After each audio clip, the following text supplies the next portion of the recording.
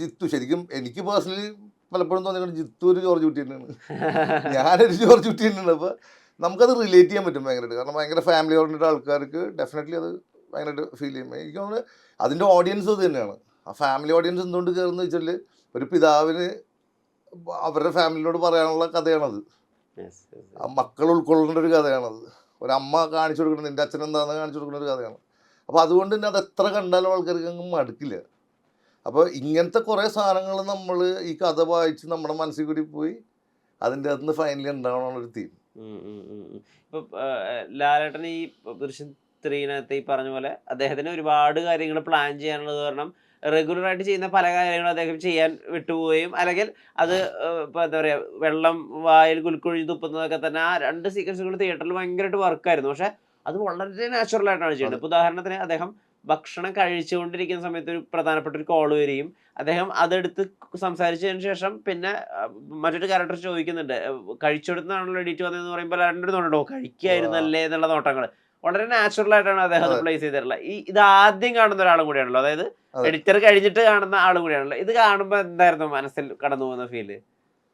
എന്നെ ആദ്യം എക്സൈറ്റ് ചെയ്തതൊന്നുമല്ല. ഞാൻ ലൊക്കേഷനിൽ അങ്ങനെ പൊതുവെ അങ്ങനെ അധികം പോകാറില്ല.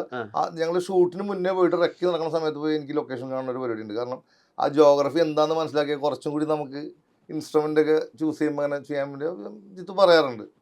അങ്ങനെ ദൃശ്യം 1 ഞാൻ ചെന്ന ദിവസം കണ്ടത് ആ ഡൈനിങ് ടേബിളിലുള്ള സീക്വൻസാണ്. സത്യം പറഞ്ഞ ജിത്തു ആക്ഷൻ പറഞ്ഞിട്ട് ഞാൻ ഈ പുള്ളി അഭിനയിക്കുക എന്ന് നമുക്ക് മനസ്സിലാവണം. കാരണം പുള്ളി കറക്റ്റായിട്ട് ഭക്ഷണം കഴിക്കുന്നു, ആ പാത്രം എടുത്ത് നീക്കി വെച്ച് അവർക്ക് കൊടുക്കുന്നു. അപ്പോൾ ഇതിൻ്റെ അകത്തൊക്കെ പുള്ളി കാണുന്ന മൈന്യൂട്ട് കാര്യങ്ങൾ നമ്മൾ സ്ക്രീനിൽ ഇപ്പുറത്തെ മോണിറ്ററിൽ കാണുമ്പോഴാണ് നമ്മൾ അതിൻ്റെ പുള്ളി ഇത്രയും ഡീറ്റെയിൽ ആയിട്ടാണുള്ളത് ചെയ്തിരിക്കുന്നത്. അപ്പോൾ അതുകൊണ്ട് പുള്ളിയുടെ ഓരോ സാധനങ്ങളും പുള്ളി ചെയ്യുമ്പോൾ അതിൻ്റെ ഡീറ്റെയിൽസ് അവിടം തൊട്ട് ഞാൻ ക്യാച്ച് ചെയ്യാൻ തുടങ്ങിയാണ്. അപ്പോൾ നമുക്കത് മ്യൂസിക് ചെയ്യുമ്പോഴാണെങ്കിൽ ചിലപ്പോൾ ഒരു സിംഗിൾ നോട്ടായിരിക്കും അവിടെ അത് വേണ്ടി വരിക. അതുകൊണ്ട് തന്നെ നമുക്കത് എക്സ്പ്രസ് ചെയ്യാൻ പറ്റും, നമുക്ക് കാണിച്ചു കൊടുക്കാൻ പറ്റും. ഇപ്പോൾ ഓഡിയൻസ് ചില മ്യൂസിക് ആ സീനിനെ സപ്പോർട്ട് ചെയ്യാൻ വേണ്ടി ഉപയോഗിക്കും. അതായത് ഇപ്പോൾ നിങ്ങൾ ശ്രദ്ധിച്ചാൽ എൻ്റെ ആ തുപ്പുന്ന ആ വെള്ളം തുപ്പി പുള്ളി ആ പോകുന്ന ആ സീക്വൻസിൻ്റെ അകത്ത് നമ്മളവിടെ ഒരു മ്യൂസിക്കിൻ്റെ വളരെ ഒരു മ്യൂസിക് കൊടുത്തിട്ടുണ്ട്. അതായത് ഫാമിലിക്ക് എന്താണ് മനസ്സിലായത്, അത് പുള്ളി ഹാപ്പിയാണ്. പക്ഷെ ഇത് കഴിഞ്ഞിട്ട് പുള്ളിയുടെ അവസ്ഥ വേറെയാണ്. അപ്പൊ ഇതിന്റെ ഇടയിലുള്ള കുറെ കാര്യങ്ങൾ നമുക്ക് ഈ ലാലേട്ടനൊക്കെ അഭിനയിക്കുമ്പോൾ ഭയങ്കര ഡീറ്റെയിലിംഗ് ഉണ്ട് ഇവരുടെ. ഇത് കണ്ടിട്ട് അതിൻ്റെ അകത്തേക്ക് ചെയ്യാനൊക്കെ ഭയങ്കര ഭയങ്കര ഇഷ്ടമാണ് സത്യം പറഞ്ഞത്. നല്ല ആക്ടേഴ്സിന്റെ കൂടെ വർക്ക് ചെയ്യുമ്പോൾ ഏറ്റവും വലിയ പോസിറ്റീവ് സാധനങ്ങളാണ്, ഡീറ്റെയിൽസ് ഉണ്ടാവും. അപ്പോൾ അന്ന് ആ ഭക്ഷണം എടുത്ത് നോക്കുമ്പോൾ പുള്ളി ആ കറി പാസ് ചെയ്യണൊക്കെ കാണുമ്പോൾ ബാക്കിയുള്ള ആക്ടേഴ്സ് അവിടെ ഇരിക്കുന്നുണ്ട്, അവരോട് മറ്റേ ഭക്ഷണം കഴിക്കാൻ പറഞ്ഞിട്ട് അവർ ഭക്ഷണം കഴിക്കുന്നുണ്ട്. പക്ഷേ ഈ പുള്ളി അത് കോർഡിനേറ്റ് ആണ്. ആ ഫാമിലിയുടെ തല എന്ന് പറയുന്ന ഒരാളിരുന്നിട്ട് അത് കോർഡിനേറ്റ്, ആ ഡൈനിങ് ടേബിളിൽ പുള്ളി ചെയ്യുന്ന ഓരോ പ്രവൃത്തിയും ഇപ്പം നമ്മളൊക്കെ നമ്മുടെ വീട്ടിൽ നമ്മൾ കറി അപ്പുറത്ത് പിള്ളേരിക്കുമ്പോൾ നമ്മളെടുത്ത് കൊടുക്കുന്ന അതേ അത്രയും ജെന്യൂനാണ് ആ സാധനങ്ങൾ. പിന്നെ ഈ ജിത്തു ജോസഫിന്റെ ഒരു കഠിനാധ്വാനത്തെ പറ്റിയിട്ട് എന്നോട് അദ്ദേഹത്തിന്റെ സുഹൃത്തായിട്ടുള്ള മൃണാൾ എന്നുള്ള ഫുഡ് ബ്ലോഗർ പറയുമ്പോൾ ഈ സിനിമയുടെ ഒരു തോട്ട് വന്നപ്പോൾ തൊട്ടിട്ട് എല്ലാ ദിവസവും 3 മണിക്ക് എഴുന്നേറ്റിട്ടാണ് ഇദ്ദേഹം ഇത് എഴുതി തീർക്കുന്നത്. എന്നിട്ടാണ് അദ്ദേഹം ഇപ്പോൾ വലതുവശത്തെ കളനെ പോലത്തെ സിനിമ ഷൂട്ട് ചെയ്യാൻ വേണ്ടി പോകുന്നത്. അപ്പം നമ്മൾ പലപ്പോഴും ഇതിൻ്റെ ഒരു ഗ്ലോറി കാണാറുണ്ട് വിജയത്തിൻ്റെ, പക്ഷെ അതിൻ്റെ മുന്നിലത്തെ ഒരു ഹാർഡ് വർക്ക് അല്ലെങ്കിൽ കൺസിസ്റ്റൻ്റ് ആയിട്ടുള്ള എഫേർട്ട്, ജിത്തു എന്നുള്ള ഹാർഡ് വർക്ക് ചെയ്യുന്ന മനുഷ്യനെ ഒന്ന് സംസാരിക്കുക, അദ്ദേഹത്തെ പറ്റി സംസാരിക്കുക. ഞങ്ങൾ മെമ്മറൈസ് ചെയ്യുമ്പോഴേ ഒരു ഹർത്താൽ ഉണ്ടായിരുന്നു, ഒരു ഡേ ഹർത്താലായിരുന്നു. അപ്പോൾ പുള്ളി അന്ന് വരാമെന്ന് പറഞ്ഞിട്ടുണ്ടായിരുന്നു. അപ്പം ഞാൻ ഹർത്താലാണല്ലോ, പുള്ളി വരില്ലായിരിക്കും. പുള്ളി ഒരു ലുങ്കി എടുത്ത് സൈക്കിൾ വെട്ടി വന്ന ആളാണ് പുള്ളി, കടവന്ത്രയിൽ. പുള്ളി ഞാൻ കണ്ടേക്കുന്ന ഫിലിം മേക്കേഴ്സിൽ ഏറ്റവും ഹാർഡ് വർക്കിംഗ് ആയൊരു കക്ഷിയാണ് പുള്ളി. കാരണം ഒരു തോട്ട് വന്ന അല്ലെങ്കിൽ പുള്ളിക്ക് ഇപ്പൊ ഒരു മ്യൂസിക്കൽ അതെ അല്ല പുള്ളി അങ്ങനെയാണ്, പുള്ളി ഭയങ്കര ഹാർഡ് വർക്കിംഗ് ആണ്. ഇപ്പോൾ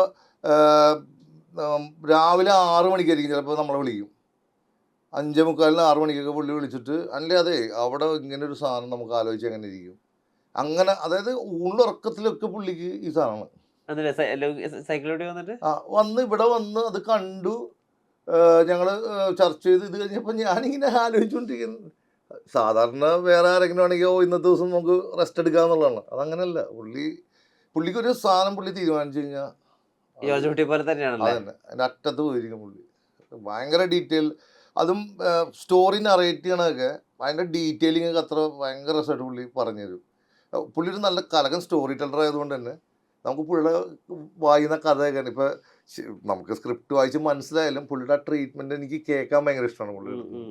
കാരണം അതിൻ്റെ അകത്ത് ക്രെയിൻ മൂവ്മെൻറ്റ്സ് ആയാലും ജിമ്മി ജിപ്പിൻ്റെ മൂവ്മെൻറ്റ്സ് ആയാലും ആ ലെൻസസ് ആയാലും പുള്ളി പിടിക്കുന്ന ഓരോ സാധനത്തിലും നമുക്ക് അതിൻ്റെ താളം കിട്ടും. ഇപ്പോൾ സിനിമയിൽ ഞാൻ പറയാറുള്ള ഒരു കാര്യമുണ്ട്, സിനിമയുടെ താളം അതിൻ്റെ അകത്ത് തന്നെ ഉണ്ട്. ആ ഡയറക്ടർക്ക് ഉള്ളതാണ് അതിൻ്റെ താളം, അതിനകത്ത് ആക്ടേഴ്സിൻ്റെയാണ് താളം. അപ്പോൾ ആ ഓവറോൾ ഫിലിമിൻ്റെ ഒരു താളം, അതിൻ്റെ പേസൊക്കെ നമ്മൾ കണ്ടെടുക്കുന്നത് അതിൽ നിന്ന് തന്നെയാണ്. അല്ലാണ്ട് നമ്മൾ വീട്ടിൽ വേറെ ഓക്കെ ഒരു സാധനം കൊണ്ടുവരാന്ന് പറഞ്ഞാൽ അങ്ങനെയല്ല. അത് ആ സീൻ കണ്ടിട്ട് അതിൻ്റെ എഡിറ്റ് ഒരു താളമാണ്. അപ്പോൾ ഇവരുടെ എല്ലാ സാധനം, അപ്പോൾ ജിത്തുവിൻ്റെ പ്രത്യേകിച്ച് ജിത്തു ഇങ്ങനെയുള്ള കാര്യങ്ങളിൽ ഭയങ്കര കണിശകാരനാണ്. ഇതാണ് അതിൻ്റെ മൂവ്മെൻ്റ് എന്ന് പറഞ്ഞു കഴിഞ്ഞാൽ എനിക്ക് പേടിക്കാനില്ല. ദൃശ്യം 2 കോടതി സീക്വൻസിൻ്റെ നിങ്ങൾ കണ്ടു കഴിഞ്ഞാൽ അതിനകത്ത് കണ്ടമാനം മൂവ്മെൻറ്റ്സ് ഉള്ള ഷോട്ടാണ്. ആ സംഭവം സിനിമയ്ക്ക് മുമ്പ് ചെയ്തതാണ് ഞങ്ങൾ. സിനിമയ്ക്ക് ഷൂട്ട് ചെയ്തിട്ടില്ല. അതെ, അത് സിനിമയ്ക്ക് മുന്നേ ചെയ്തത്.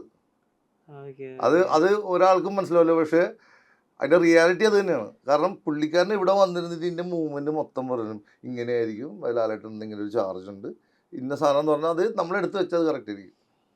അത്രയും പെർഫെക്റ്റ്, അത്രയും ഹാർഡ് വർക്ക് ചെയ്യുന്നുണ്ട് പുള്ളി അതിൻ്റെ അത്. പിറ്റേ ദിവസം രാവിലെ എനിക്കത് മാറില്ല, കറക്റ്റ് ലോക്കായിരിക്കും. അപ്പോൾ അങ്ങനെയുള്ള കുറേ സാധനങ്ങളുണ്ട്, ഒത്തിരി ക്വാളിറ്റീസ് ഉള്ള വിഷയമാണ് പുള്ളി. ഇദ്ദേഹമായിട്ടുള്ളൊരു സൗഹൃദം എപ്പോഴാണ് തുടങ്ങുന്നത്? അതാണ് ഇപ്പം ആദ്യം പുള്ളി ഇവിടെ വന്നത് സെജോന് വേണ്ടിയിട്ട് മറ്റേ മൈ ബോസ് ചെയ്യുന്ന സമയത്ത് എൻ്റെ പാട്ടിൻ്റെ ഓർക്കസ്ട്ര ചെയ്യാൻ വേണ്ടിയിട്ടാണ്. അപ്പോൾ ഞാൻ വേറെ പ്രൊജക്റ്റുകളിൽ ബിസി ആയിരുന്നതിൻ്റെ എനിക്കന്ന് പറ്റിയില്ല. അപ്പോൾ പുള്ളി എൻ്റെ വർക്ക് അവിടെ കേട്ട സമയത്ത് പുള്ളി പറഞ്ഞു നമുക്ക് എപ്പോഴെങ്കിലും കൂടണമെന്നൊക്കെ പറഞ്ഞ് പോയി. ഞങ്ങൾ രണ്ടുപേരും മറന്നുപോയി. വിസാജ് എന്ന് പറഞ്ഞൊരു എഡിറ്റർ ഉണ്ട്, പുള്ളിക്കാരനാണ് ഞങ്ങൾ കണക്ട് ചെയ്തത്. അപ്പോൾ ഞാൻ ആദ്യത്തെ പടം കഴിഞ്ഞിട്ട് ഞാൻ ഈ സ്ക്രിപ്റ്റ് വായിക്കാതെ സിനിമ ചെയ്യില്ല എന്ന് പറഞ്ഞിട്ട്, കാരണം ആ സമയത്ത് ഒത്തിരി ആഡ് ചെയ്യേണ്ടായിരുന്നു. അപ്പോൾ ആദ്യത്തെ പടം ചെയ്തത് തന്നെ സ്ക്രിപ്റ്റ് ഒന്നും ഇല്ലാതെ വർക്ക് ചെയ്തപ്പോൾ അതിൻ്റെ ബുദ്ധിമുട്ടുകൾ എന്താണെന്ന് എനിക്ക് മനസ്സിലായി. കാരണം നമുക്ക് അങ്ങനെ ശീലമില്ല, അസിസ്റ്റ് ചെയ്ത് ശീലമുണ്ട്, പക്ഷേ ഒരിക്കലും നമ്മൾ ഇൻഡിപെൻഡൻറ്റ് കമ്പോസർ ആകുമ്പോൾ ഡിഫറെൻ്റ് ആണ്. അപ്പോൾ അങ്ങനെ ഇപ്പുറത്ത് ഞാൻ സാറിൻ്റെ അടുത്ത് പറഞ്ഞു ഇനി സ്ക്രിപ്റ്റ് കിട്ടാതെ ഞാൻ ഒരുത്തൻ്റെയും പടം ചെയ്യില്ല എന്ന് പറഞ്ഞ് നടക്കുന്ന സമയത്ത് ജിത്തു മെമ്മറീസിൻ്റെ സ്ക്രിപ്റ്റായിട്ട്, അതായത് ഞാൻ സ്ക്രിപ്റ്റ് വായിച്ച് ഇതിൻ്റെ കഥ കേൾക്കാതെ ഒരുത്തിനും എൻ്റെ മ്യൂസിക് ചെയ്യണമെന്ന് പറഞ്ഞ് നടക്കുന്ന സമയമായിരുന്നു. അപ്പോൾ അങ്ങനെ വന്ന് ഞങ്ങൾ സാധനം പറഞ്ഞ് എൻ്റെ സ്പേസിൻ്റെ അഡ്രസ്സ് കൊടുത്ത്, അപ്പോൾ പുള്ളി അവിടെ നിന്ന് കാർ ഓടിച്ച് വന്ന്, അപ്പോൾ ഇടയ്ക്ക് ഞാൻ പറഞ്ഞു അങ്ങനെ നമുക്ക് എവിടെയെങ്കിലും കാപ്പി പിടിക്കാൻ കൂടാന്ന് പറഞ്ഞപ്പോൾ ഞാനും അങ്ങോട്ട് ചെന്ന് ഞങ്ങൾ തമ്മിൽ കണ്ടപ്പോഴാണ് ഈ പുള്ളിയായിരുന്നു എന്ന് ഞാനും ചിന്തിക്കുന്നത്, നിങ്ങളായിരുന്നു എന്ന് പറഞ്ഞിട്ടും അങ്ങനെയാണ് ഞങ്ങളുടെ ഫസ്റ്റ് ഇത്. അപ്പോൾ ഞാൻ പുള്ളിയുടെ അടുത്ത് പറഞ്ഞ് വേറെ ഒന്നുമല്ല, അപ്പോൾ എന്താ താൻ സ്ക്രിപ്റ്റ് ഇല്ലാണ്ട് ചെയ്യില്ല എന്ന് പറഞ്ഞു. ഞാൻ പറഞ്ഞു എനിക്കൊരു അബദ്ധം ആദ്യം പറ്റി. അപ്പോൾ അത് മാത്രമല്ല, ഇപ്പോൾ എനിക്ക് മനസ്സിലാച്ചാൽ ഒരു ഡയറക്ടറിൻ്റെ ഹാർഡ് വർക്ക് എന്ന് പറഞ്ഞാൽ അയാളുടെ കയ്യിരിക്കുന്ന സ്ക്രിപ്റ്റ് ബുക്ക് കണ്ടറിയാം അയാൾ എന്തുമാത്രം പണിയെടുത്തു ഇതിൻ്റെ സാധനത്തിനകത്ത്.